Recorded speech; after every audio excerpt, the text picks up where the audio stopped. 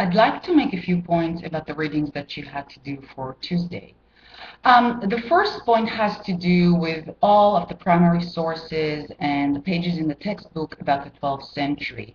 What we could see in the 12th century is what historians refer to as the 12th century Renaissance.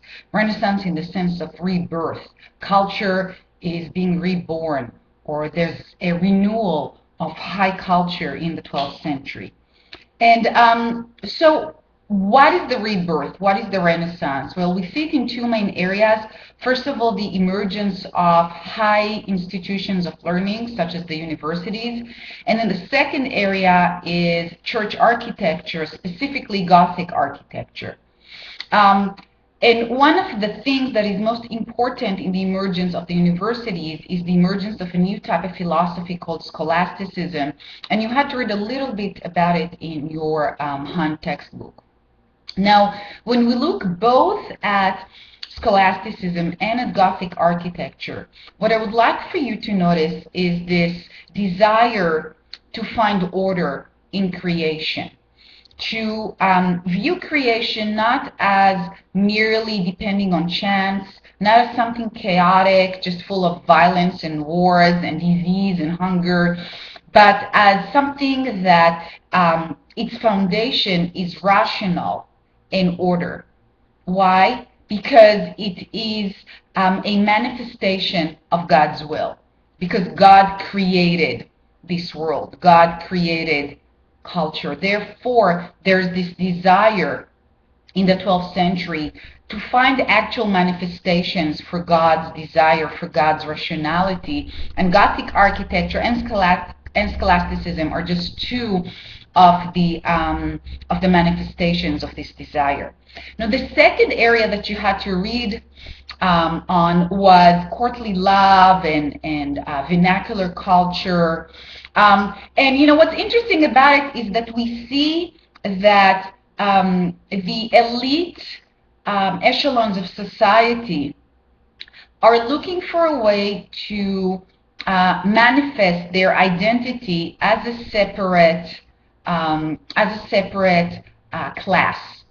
This is because by the 12th century, knighthood, knights, feudalism kind of starting to fall apart. So really the nobility, the aristocracy doesn't so much rely on fighting on the battleground as a way to project their identity. So instead they're looking to songs, poems, all kinds of forms of literature and other forms of culture that would project their identity, that would enable them to identify with some common norms, some common notions of who they are, and at the same time project their identity to the rest of society. And as you've read, one of the genres of this culture, of this literature, is courtly love. And you had to read a passage from Andreas Capellanes, The Art of Courtly Love. One thing that I would like for you to notice is that the people to whom courtly love applies to, according to Capellanes, are only the elite classes. We're talking about women and men from the nobility, from the elite classes, not really the poor, not the peasants. And in fact, I'm going to read to you what Andreas Capellanes tells a man who falls in love with a peasant woman. And I'm quoting, "If you should, by some chance, fall in love with a peasant woman, be careful to puff her up with lots of praise, and then, when you find a convenient opportunity, do not hold back, but take your pleasure and embrace her by force.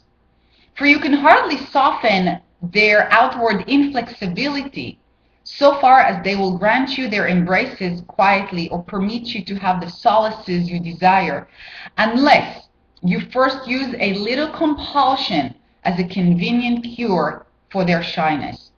In other words, Capellanes basically recommends that men use force, that they rape a peasant woman. So definitely all the rules of courtship do not apply to the peasants as far as Capellanes is concerned. So please remember that when you're answering your blog question. Okay, I'll be in touch.